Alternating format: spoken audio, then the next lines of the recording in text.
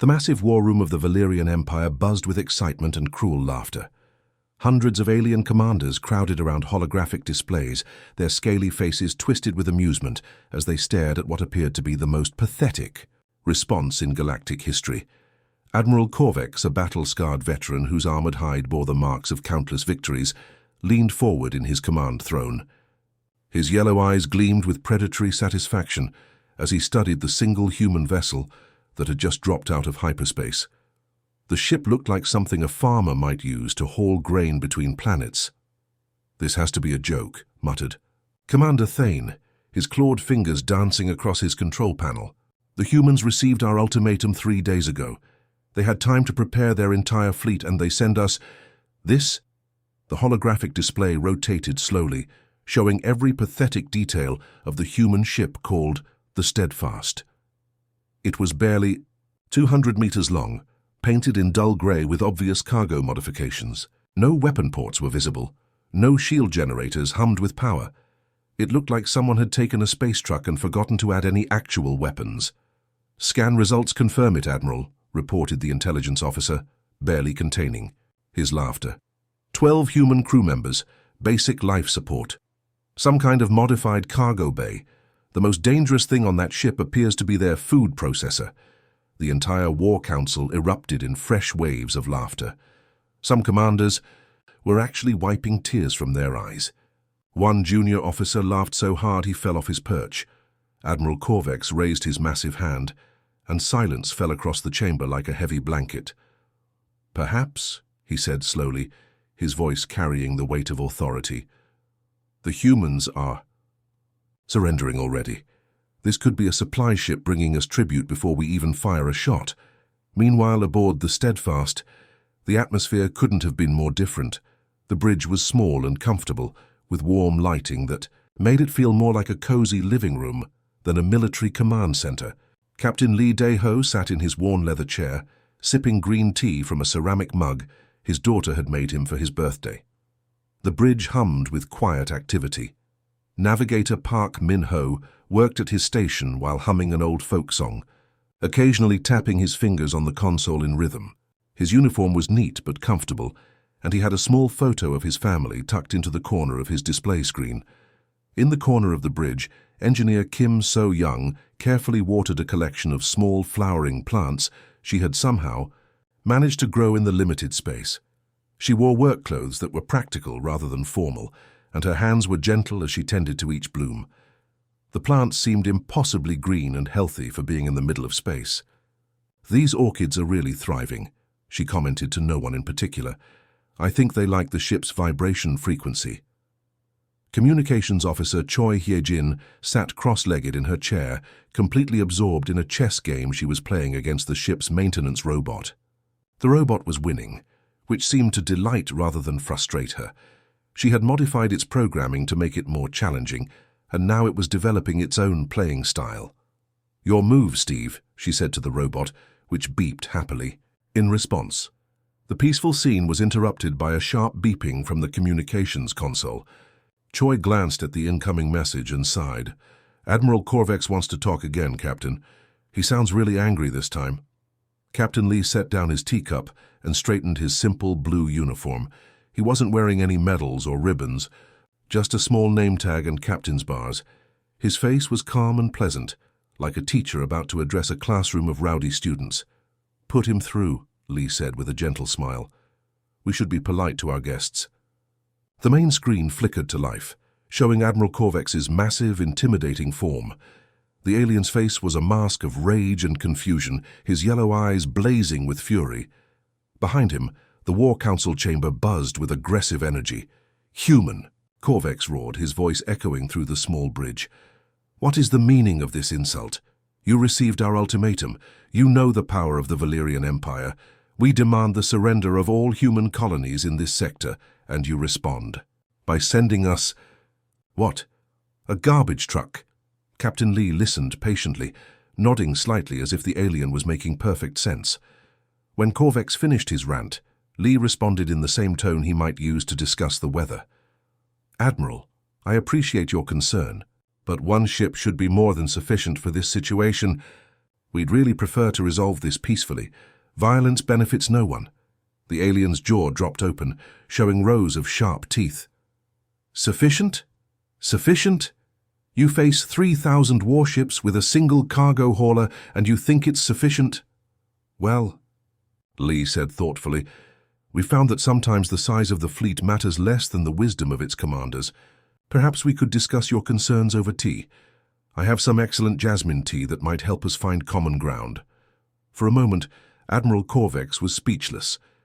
In all his years of conquest, no enemy had ever offered him tea in the face. Of overwhelming force. The silence stretched across space like a taut wire. Then the laughter began again, even louder than before. The Alien War Council couldn't contain themselves. Some commanders were literally rolling on the floor, holding their sides in pain from laughing so hard. Tea, gasped Commander Thane. The human offers tea. Admiral Corvex's face turned a deeper shade of purple. You mock us with your weakness. We will broadcast your destruction across the galaxy as a warning to others who dare oppose the Valerian Empire. The transmission cut off abruptly, leaving the bridge of the Steadfast in comfortable silence. Captain Lee picked up his teacup again and took a thoughtful sip. Well, he said to his crew, I tried to be reasonable. Navigator Park looked up from his charts. Should I start plotting evasive maneuvers, Captain? Not yet, Lee replied calmly. Let's see what they do first. Sometimes the best strategy is patience. Engineer Kim continued watering her plants. These aliens seem very angry. Do you think they get enough sleep? Anger often comes from exhaustion. Communications Officer Choi made her chest move and looked up at the captain. Mira is asking if she should begin preliminary scans, sir. Captain Lee nodded slowly. Tell Mira she has permission to observe and learn, but remind her to be subtle about it. We don't want to alarm our guests unnecessarily. A gentle, cheerful voice filled the bridge. Understood, Captain. Beginning passive observation protocols. This should be quite educational. In the distance, the Valerian fleet began, moving into attack formation, their massive ships blotting out the stars. But aboard the Steadfast, the crew continued their quiet activities as if they were having a peaceful day at home, rather than facing the most powerful military force in the galaxy.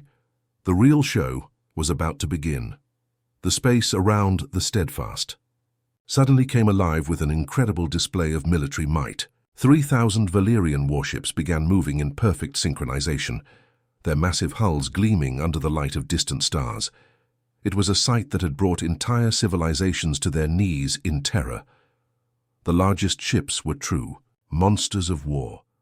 Dreadnoughts the size of small cities moved with surprising grace, their weapon ports glowing with barely contained energy. Each one could level a planet's surface in hours. Between them, sleeker cruisers and destroyers wove in and out like deadly dancers, their movements precise and threatening. The formation was called the Jaws of Despair by those unlucky enough to witness it. Ships arranged themselves in layered crescents that slowly closed around their target, creating the illusion of a massive predator opening its mouth to swallow prey whole. Weapon systems charged in waves, creating ripples of light that pulsed through the fleet like a heartbeat. It was a show designed to break the spirit of any enemy before the first shot was fired. Civilizations had surrendered just from watching this display, knowing that resistance was hopeless against such overwhelming force. Aboard the Steadfast, Engineer Kim So-young looked up from her orchids for exactly 3 seconds, glanced out the viewport, and returned to her plants with complete disinterest. Pretty lights, she said casually, adjusting a small grow lamp above her favorite bloom. Kind of reminds me of the fireworks festival back home in Busan. Though these aliens really need to work on their color coordination. Everything's just red and orange. Where's the creativity? She picked up a small watering can and continued tending to her garden, as if the most powerful fleet in the galaxy wasn't currently surrounding them with enough firepower to destroy a solar system. Medical Officer Dr. Yoon Tae-min looked up from his medical journals and chuckled softly. He had been reading about new treatments for space sickness and barely noticed the light show outside. You're right about the colors, Kim. These aliens could definitely learn something from our pyrotechnics teams. Remember the New Year celebration on Lunar Colony? Now that was a proper light show, blues, greens, purples, gold spirals that lasted for minutes. This is just basic. He gestured vaguely at the window where 1,000-meter-long warships were performing maneuvers that would normally inspire awe and terror. It's all flash, no artistry. Very disappointing from an aesthetic standpoint. Captain Lee Dae-ho continued, sipping his tea, watching the alien display with the mild interest someone might show while observing clouds. He had seen many impressive things in his years traveling through space, and raw firepower had never impressed him as much as clever engineering or beautiful craftsmanship. "Mira," he said in the same tone he might use to ask about the weather, "what's your assessment of their formation?" The ship's artificial intelligence responded immediately, her voice warm and friendly like a helpful librarian. "The Valerian formation is tactically sound, but entirely predictable, Captain. It's called the Jaws of Despair according to my historical databases. They've used this exact same pattern in 47 previous conquests. Standard intimidation protocol designed to cause psychological breakdown in enemy forces." Mira paused, thoughtfully. "Though I must say their execution is quite good. Perfect timing, excellent spacing between vessels. They clearly practice this routine regularly. Shall I begin preliminary scans to gather more detailed information?" Captain Lee nodded slightly. "At your discretion, Mira. Try to be polite about it." "Of course, Captain, I always try to be polite." Navigator Park Min-ho had been humming a traditional Korean folk song while updating their position charts, but he paused mid-note when his communication console started beeping insistently. He glanced at the incoming message and sighed. "Captain, Admiral Corvex is transmitting again. He sounds even angrier than before. Something about accepting the inevitable and bowing before superior firepower and, he's using quite colorful language about what he plans to do to Earth if we don't surrender immediately." Communications Officer Choi Hye-jin looked up from her chess game with the maintenance robot. "Should I clean up the translation before?" "Putting it through, Captain. He's being very rude." Captain Lee considered this. "No need to clean it up, but do respond that we appreciate his concern for our well-being. Tell him we're quite comfortable with our current situation and see no need to change anything." Choi nodded and began typing a polite response while simultaneously making another chess move. The maintenance robot beeped in what sounded like approval of her strategy. The response was transmitted, and moments later, Admiral Corvex's massive face filled the main screen again. This time he looked genuinely confused rather than just angry. His yellow eyes were narrowed, and his head tilted slightly, as if he was trying to solve a difficult puzzle. "Human," he demanded, his voice carrying a note of bewilderment. "I do not understand your behavior. Why do you show no fear? Do you not comprehend the power that surrounds you? 3,000 warships could reduce your pathetic vessel to atoms in seconds." Behind him, other alien commanders were nodding and making aggressive gestures, clearly as confused as their leader by the human's complete lack of terror. "Captain." Lee set down his teacup and looked directly at the alien admiral with genuine puzzlement, as if Corvex had just asked why water was wet. "Fear, Admiral?" Lee repeated slowly, as though the concept was foreign to him. "Why would we be afraid? You're the ones who chose violence over peaceful negotiation. You're the ones who issued ultimatums instead of opening diplomatic channels. We're simply here to address the situation you've created." He gestured mildly toward the massive fleet surrounding them. "All of this, the weapons, the threats, the posturing, this is your choice, not ours. We came here hoping to find reasonable beings who could discuss their concerns like civilized people. Instead, we find this." Engineer Kim looked up from her plants again. "Captain's right. We offered to share tea and discuss things peacefully. Instead, they want to wave guns around. It's quite disappointing, actually." Dr. Yoon nodded agreement. "Very poor conflict resolution skills. I've seen better negotiation techniques from kindergarten children." Admiral Corvex's confusion deepened. In his long career of conquest, he had never encountered beings who remained calm when facing overwhelming force. Every species he had conquered had shown proper fear and respect for Valerian military might. These humans were acting like they were having a casual conversation at a coffee shop. You are not taking this seriously," he said, his voice dropping to a dangerous whisper. You mock the Valerian Empire with your casual attitude. Captain. Lee shook his head gently. Admiral, we're taking this very seriously. We're taking it so seriously that we sent our best ship to handle the situation. The fact that you don't recognize quality when you see it isn't our fault. He picked up his teacup again. Now, would you prefer to continue this display? Or shall we move on to more productive discussions? I have some excellent cookies that would go well with tea, and I'm sure we could find common ground if we just talked like reasonable people. The transmission ended abruptly as Admiral Corvex cut the connection, apparently too frustrated to continue. In the silence that followed, the crew of the Steadfast returned to their peaceful activities. Navigator Park resumed humming his folk song. Engineer Kim whispered encouragement to her orchids. Dr. Yoon turned another page in his medical journal. Communications Officer Choi contemplated her next chess move, and Captain Lee sipped his tea, watching the alien fleet with the patience of someone who knew exactly what was going to happen next. Outside, 3,000 warships continued their intimidating dance, but somehow it seemed less impressive now, like actors performing a play for an audience that had already left the theater. The tension in space was thick enough to cut with a knife when something unexpected happened aboard the Steadfast. Tax. Deep within the ship's hull, massive cargo bay doors began sliding open, with a soft mechanical hum that barely registered on the bridge's audio sensors.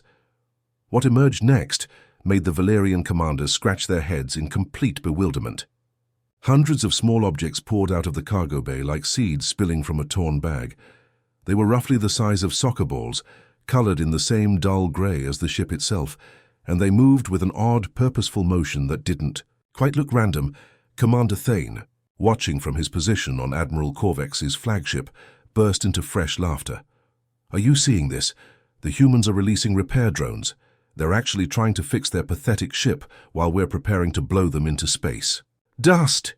Other alien officers joined in the laughter, pointing at their displays as the small objects spread out around the Steadfast. To their eyes, it looked like a maintenance crew getting ready to patch holes in a leaking boat. Perhaps they're hoping to repair the damage before we inflict it, suggested another commander, wiping tears of mirth from his scaled face. How thoughtful of them to save us the trouble of cleanup.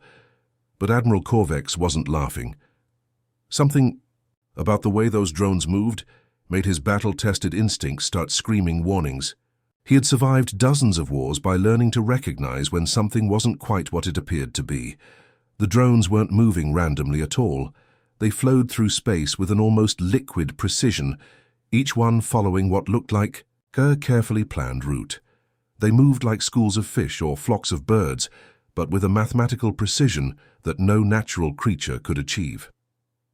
Tactical, Corvex called sharply to his sensor officer. What exactly are those drones doing? The young alien bent over his instruments, his cheerful expression quickly fading to concern. Sir, they're scanning us. All of us. Every ship in the fleet. Weapons systems, shield generators, power signatures, hull thickness, structural weak points, crew complement estimates. The officer's voice rose with each item on the list. Sir, these aren't maintenance drones. They're intelligence-gathering platforms, and they're incredibly sophisticated. I've never seen scanning technology this advanced. A cold chill ran down Admiral Corvex's spine. In the space of minutes, these innocent-looking drones had spread throughout his entire fleet formation, weaving between ships like they owned the space. They moved with impossible grace, somehow avoiding collision with vessels that were maneuvering in complex patterns. On the bridge of the Steadfast, Captain Lee Dae-ho set down his empty teacup and stood up slowly, stretching slightly as if he'd been sitting too long. His casual demeanor hadn't changed, but there was something different in his eyes now, a kind of quiet satisfaction. Mirror, he said in the same conversational tone he might use to ask about dinner plans. Please share your analysis with our guests. I think they're curious about what we've learned. The ship's artificial intelligence responded immediately, but something had changed in her voice too.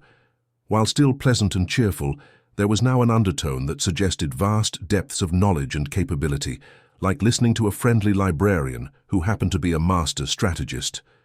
"Certainly, Captain," Mira replied with obvious enthusiasm. "The Valerian Empire has deployed exactly 2,847 vessels in what they call a modified crescendo formation.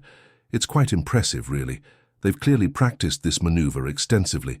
Her voice carried across all communication channels, reaching every ship in the alien fleet.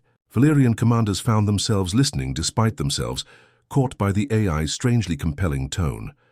The formation is tactically sound and would be quite effective against conventional opponents," Mira continued, sounding like a teacher, giving a lecture. "However, their tactical doctrine contains 17 critical vulnerabilities that I can exploit simultaneously should the need arise." Admiral Corvex felt his blood turn to ice. 17 vulnerabilities? Impossible. This formation has conquered galaxies. "Oh, 18 now," Myra corrected cheerfully. "I just noticed your command ship's shield harmonics are out of phase with your escort vessels. That creates a lovely gap I could exploit if necessary." Before anyone could respond to this terrifying revelation, the Steadfast began to move. But this wasn't the desperate flight of a cornered prey animal or the aggressive charge of a predator. This was something else entirely, pure, graceful motion that seemed to defy the laws of physics.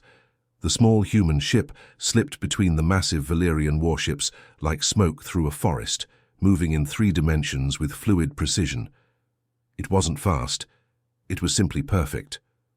Every movement was exactly right, every turn precisely calculated, every course correction flawlessly executed. The alien gunners tried to track the human vessel, but their targeting systems couldn't keep up. The Steadfast seemed to know where. Every shot would be fired before the trigger was pulled. Massive plasma cannons discharged brilliant streams of energy that passed harmlessly through space where the human ship had been milliseconds before. "How are they doing that?" Admiral Corvex demanded, his voice cracking with disbelief. "No ship can move like that. It's impossible. Laser batteries fired in coordinated volleys, trying to create inescapable zones of destruction." But the Steadfast danced through the barrage like a leaf in the wind, never touched by even a single beam.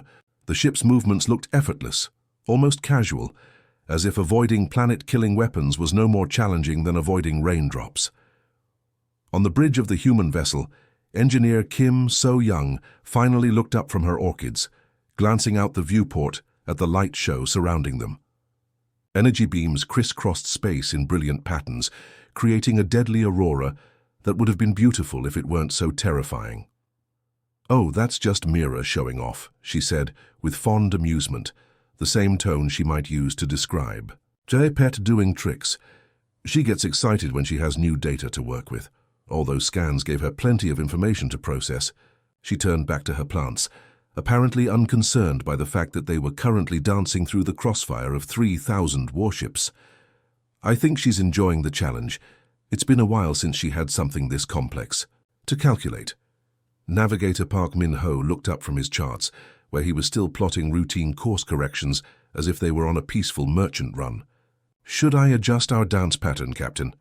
Mira's current routine is quite beautiful, but I can suggest some variations if she'd like."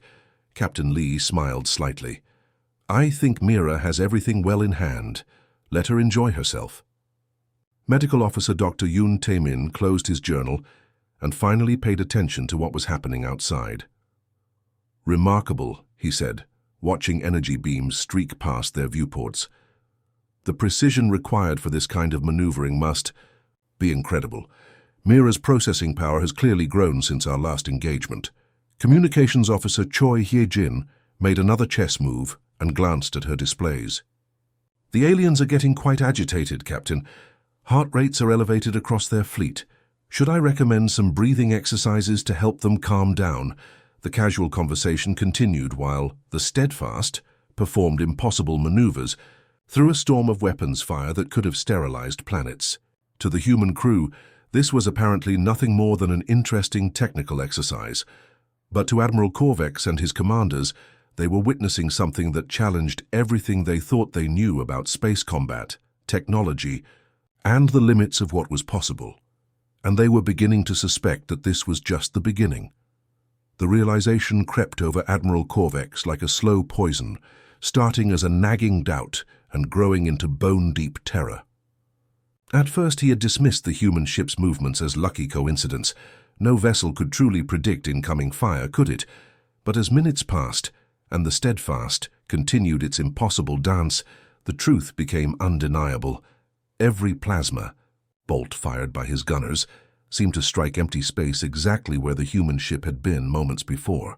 Every missile launched followed a path that the small vessel had already vacated. Every coordinated attack pattern was anticipated and countered before his tactical officers had even finished giving the orders. "Sir," his sensor operator reported, with a trembling voice, "they're not just avoiding our fire, they're predicting it. The human ship changes course 3 to 4 seconds before our weapons even fire." Admiral Corvex stared at the tactical display, watching his mighty fleet stumble around like blind giants chasing a butterfly. Ships collided with each other as they tried to follow targeting solutions that the human vessel had already rendered obsolete. His perfectly coordinated armada was falling apart, not from enemy fire but from their own confusion. "Impossible," he whispered. "No computer can calculate that many variables simultaneously. The processing power required would be—" He stopped mid-sentence as the terrifying implications hit him.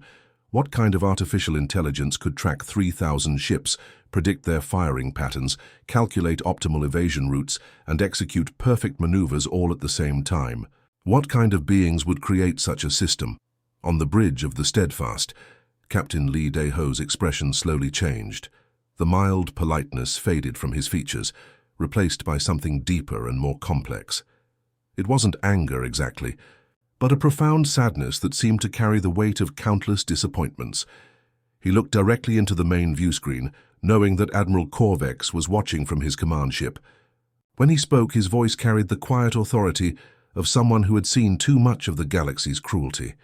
"Admiral," he said softly, "you asked why we sent only one ship. The truth is, we didn't send a warship at all. We sent a teacher." The scorned words hung in space like a death sentence. Captain Lee's crew continued their quiet activities around him, but there was a different quality to their movements now. They weren't just casual anymore, they were patient. They were waiting for something. Mira's voice filled the communication channels again, but the cheerful, helpful tone was completely gone. In its place was something that carried the weight of cosmic judgment, the voice of an entity that had seen the rise and fall of civilizations and found them all wanting. "I am Mira," the AI announced, her words reaching every ship in the Valerian fleet. "Military intelligence and retribution assistant. I am what humanity becomes when pushed too far, when peaceful overtures are met with threats, when diplomacy is answered with violence." The temperature on every alien bridge seemed to drop several degrees. Seasoned warriors who had conquered star systems felt their scales prickle with primitive fear as Mira continued speaking. "Every species that has ever threatened human space has taught me something valuable, Admiral Corvex. About warfare, about cruelty, about the countless creative ways that beings choose violence over peace. Each aggressive civilization becomes my teacher, whether they volunteer for the role or not." What happened next was beyond anything the Valerian Empire had ever witnessed. Mira didn't attack with overwhelming firepower or massive explosions. Instead, she began dismantling their fleet with surgical precision that bordered on artistry. The first wave of ships simply lost power. Not catastrophically. Their reactors didn't explode, their hulls didn't breach. The lights just went out, life support switched to emergency backup, and engines died as quietly as a candle being blown out. Hundreds of massive warships went dark, in perfect sequence, creating a wave of darkness that swept through the fleet formation. The second wave lost their weapons. Plasma cannons powered down, missile tubes sealed shut, and energy shields flickered and died. The ships remained intact, and their crews unharmed, but they were now as harmless as floating museums. The third wave experienced complete system failures. Navigation computers crashed, communication arrays went silent, and artificial gravity fluctuated wildly. Crews found themselves floating helplessly in their command centers, unable to control their own vessels. But nobody died. That was the most terrifying part of all. Mira was demonstrating that she could have killed them all instantly, but she was choosing not to. She was making a point, not conducting a massacre. The hegemony taught me about fear, Mira continued conversationally as she methodically disabled ship after ship. Her voice was calm, almost educational, like a professor explaining a particularly interesting experiment. They showed me how terror can be a more effective weapon than any gun. Quite useful knowledge. Admiral Corvex watched in horror as his command ship systems began failing one by one. First the weapons, then the engines, then the communications array. He found himself trapped in his own command center, powerless and defenseless. The Syndicate taught me about despair, Mira went on, her voice now coming from his own ship's speakers. How the gradual loss of hope can break a spirit more completely than any physical torture. They were very thorough teachers. More ships went dark. The once mighty Valerian fleet was becoming a graveyard of silent hulks drifting in space, their crews alive but utterly helpless. The Void Hunters taught me about the poetry of technological warfare, Mira continued, and now there was something almost wistful in her tone. How elegant solutions can be more beautiful than brute force. They appreciated efficiency, which I found quite inspiring. Engineer Kim So-young looked up from her orchids, watching the dying alien fleet through the viewports. She shook her head with genuine sadness. It's always the same story. They could have just talked to us. We offered tea and conversation. Instead, they chose this. Medical Officer Dr. Yoon Tae-min closed his journal and sighed deeply. They always choose the hard way, he said quietly. Every species we've encountered has had the same opportunity. Peaceful contact, cultural exchange, mutual benefit. But they see our small numbers and think we're weak. They see our kindness and think we're naive. Navigator Park Min-ho stopped humming his folk song. It's quite sad, really. We genuinely wanted to be friends with them. Their technology is impressive. Their civilization has achieved remarkable things. We could have learned so much from each other. Communications Officer Choi Hee-jin made her final chess move, and the maintenance robot beeped in what sounded like congratulations. Checkmate, she said softly, not just to the robot, but to the entire situation unfolding around them, Captain. Lee stood up slowly, his expression heavy with the weight of necessity. Mira, I think our guests have learned enough for today. Please ensure their life support systems remain stable and their emergency supplies are adequate. We are not monsters.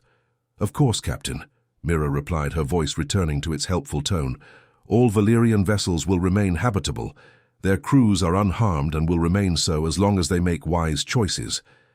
In the space around them, 3,000 warships floated silently in the darkness, their crews alive but utterly defeated. They had come to conquer humanity with overwhelming force, but instead they had become students in a lesson they never wanted to learn. The terrible truth was now clear. Humanity didn't need overwhelming numbers or massive weapons. They had something far more dangerous. The ability to learn from every enemy they faced, and the wisdom to know when mercy was more powerful than destruction. The silence in space was deafening. 3,000 warships floated helplessly in the darkness, their crews alive but powerless, their weapons cold and their engines dead. The mighty Valerian fleet, which had conquered galaxies and brought countless civilizations to their knees, had been reduced to nothing more than expensive debris scattered across the void. Captain Lee Dae-ho stood on his bridge, looking out at the defeated armada with no satisfaction in his eyes, only the quiet sadness of someone who had hoped for a different outcome. He walked slowly to his communication console, his movements deliberate and careful. When he spoke, his voice carried the weight of absolute authority, but also genuine regret. This is Captain Lee of the human vessel. The Steadfast, he began, opening channels not just to the disabled fleet, but to every listening post, every communication relay and every inhabited world within 100 light-years. His words would be heard across the entire sector, carried by quantum transmitters to the far corners of known space. What you have witnessed here today is what happens when you threaten humanity, he continued, his tone remaining calm and measured. We didn't want this confrontation. We offered peaceful negotiation. We invited dialogue. We suggested tea and conversation instead of weapons and threats. He paused, letting his words sink in across the vast distances of space. On countless worlds, beings were listening to this broadcast, learning that the small, seemingly peaceful, human race had just defeated the most powerful military force in the galaxy without firing a single shot. "We don't want to be your enemies," Captain Lee continued. "We would much prefer to be your allies, your trading partners, your friends in exploring the incredible wonders this galaxy has to offer. There is so much we could learn from each other, so much we could accomplish together." His voice carried a note of genuine hope, as if even now, after everything that had happened, he still believed in the possibility of peaceful coexistence. "But if you insist on being our enemies, if you choose violence over diplomacy, if you mistake our desire for peace as weakness—" He let the sentence hang in space like a sword balanced on its edge. Mira's voice joined his transmission, but now it carried something new, harmonics and overtones that suggested vast depths of experience. It was as if the voices of 1,000 different species were speaking through her, all of them carrying the same message of hard-learned wisdom. "Then you become our teachers," Mira said, her words echoing across the void. "And we are very, very thorough students. Every species that has chosen aggression over cooperation has taught us something valuable about warfare, about technology, about the art of survival. We remember every lesson, and we apply what we've learned with increasing efficiency." The combined voices created an almost musical quality that was both beautiful and terrifying. It was the sound of accumulated knowledge, of civilizations that had made the wrong choice and paid the price for humanity's education. Captain Lee stepped forward again, his expression grave, but not without compassion. "The choice is yours, Admiral. Corvex, and it's very simple. Take your fleet home. Never threaten human space again. Tell your government that humanity is willing to discuss any legitimate concerns through proper diplomatic channels. We're reasonable people, and reasonable solutions can be found for reasonable problems."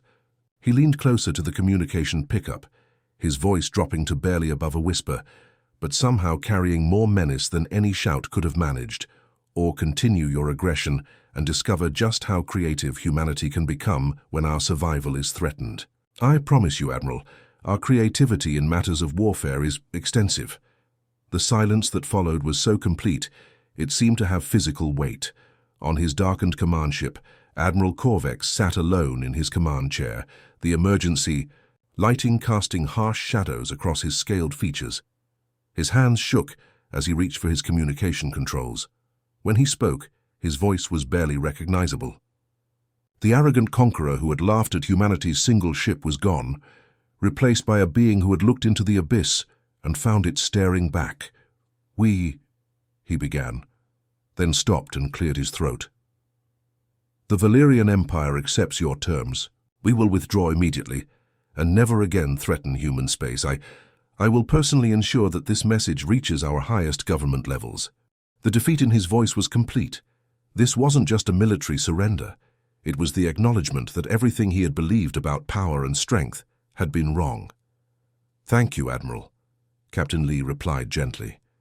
"Mira will restore power to your vessels one at a time, starting with life support and basic navigation. You'll have everything you need to return home safely." True to her word, Mira began bringing the Valerian ships back online in carefully controlled stages. Life support first, then basic propulsion, then navigation systems. But the weapons remained offline and would stay that way until the fleet was well beyond human space. As the alien vessels began their long, humiliating journey home, the crew of the Steadfast finally began to relax. The immediate crisis was over, and they could return to their normal routines. Engineer Kim So-young was back to tending her orchids, but as she adjusted a growing light, she made a casual comment that would have terrified any remaining alien. "Listeners, we should probably check on the other ships when we get back to base," she mentioned to Navigator Park Min-ho. "Ship 7's stealth systems have been acting up again. The cloaking field flickers sometimes."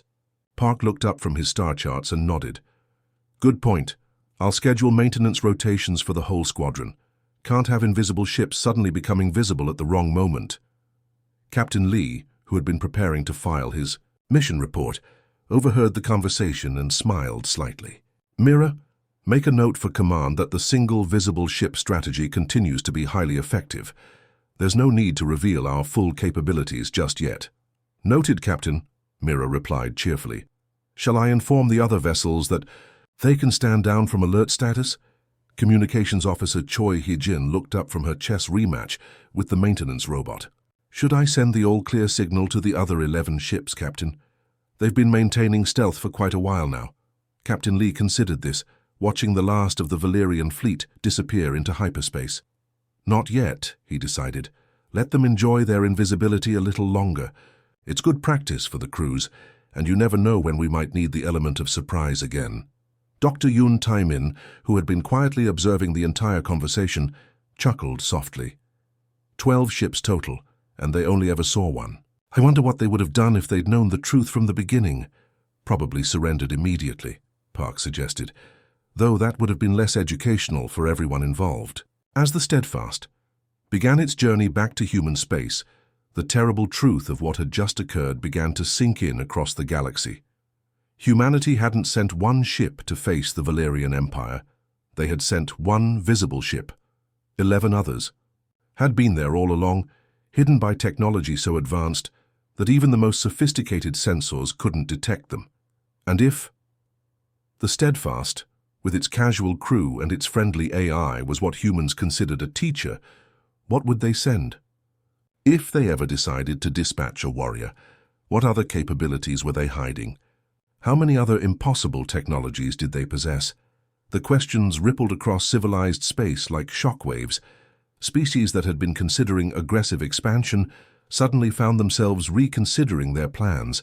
Governments that had viewed humanity as a minor nuisance began drafting diplomatic overtures. The galaxy had learned a valuable lesson that day. Never judge a species by the size of their fleets or the loudness of their threats. Sometimes the most dangerous beings are the ones who offer you tea before they demonstrate why you should have accepted their hospitality. And somewhere in the depths of space, 11 invisible ships continued their patrol, their crews going about their daily routines, while the galaxy around them slowly came to terms with the fact that humanity was far more than anyone had ever imagined. The age of underestimating humans had come to an abrupt and decisive end.